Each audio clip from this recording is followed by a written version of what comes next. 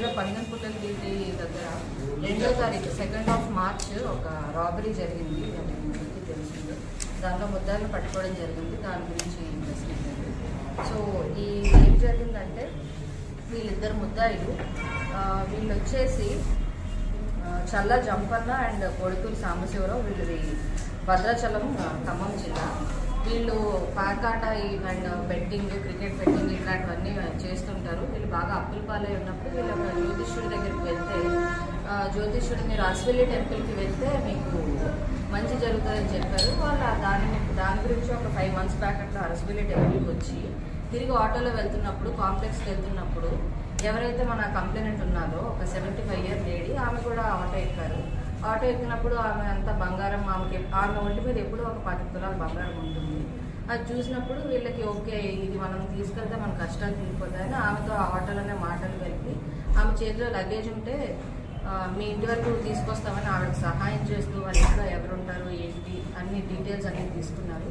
తీసుకున్న తర్వాత వాళ్ళు రెక్కి అంతా వేసుకొని 2వ తారీఖున ఇంట్లోకి వెళ్ళి ఆమె ఒంటరిగా ఉన్నప్పుడు ఆమె చేతులకి తాళ్ళు కట్టేసి నోట్లో గుడ్డలు కుట్టేసి గోల్డ్ అంతా తీసుకొని వెళ్ళడం జరిగింది. తర్వాత మనం ఎక్స్టెన్సివ్గా సీసీటీవీ ఫుటేజెస్ టౌన్లో ఉన్నవన్నీ చెక్ చేసి అది అలా చెక్ చేస్తుంటే మనకి వీళ్ళు ఐడెంటిఫై అయ్యారు.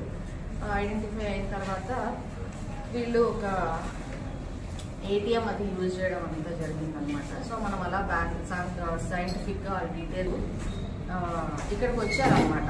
వచ్చి చుట్టుపక్కల వాళ్ళతోటి ఇక్కడ రాబరీ జరిగింది కదా, ఎట్లా జరిగింది, ఆమె ముస్లాం ఎలా ఉందని, ఆమె ఎలా ఉందో మళ్ళీ కనుక్కోవడానికి వాళ్ళు రావడం జరిగింది. అప్పుడు మనము కొంచెం వెక్కి చేసుకుని మనం కూడా వాళ్ళని పట్టుకోవడం జరిగింది.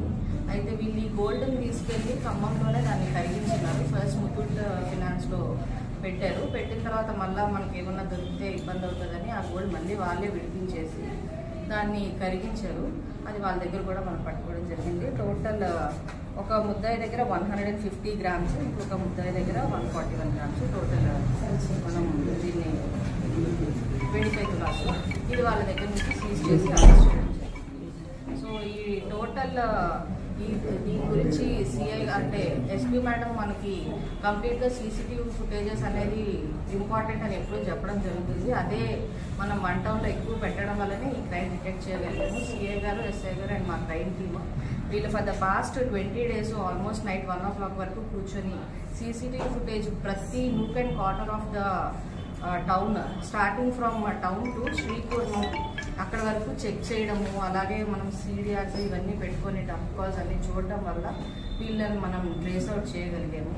సో ఒక హంబుల్ రిక్వెస్ట్ ఏంటంటే ఆ రెసిడెన్షియల్ కాలనీస్లో కానీ టౌన్స్లో ఈ షాపింగ్ మాల్స్.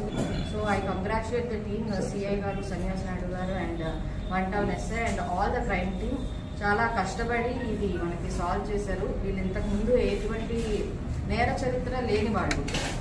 సో అందులో జంపన్ అనే అతను మోటార్ సైకిల్ అఫెండర్, బట్ అంత రిజిస్టర్ అయ్యి కేసెస్ అట్లా ఏం లేదు. ఇక్కడ వాళ్ళు కాకపోయినా కూడా చాలా కష్టపడి వీళ్ళని కేసు అవుట్ చేసినందుకు ఐ కంగ్రాచులేట్. టోటల్ రికవరీ అయ్యింది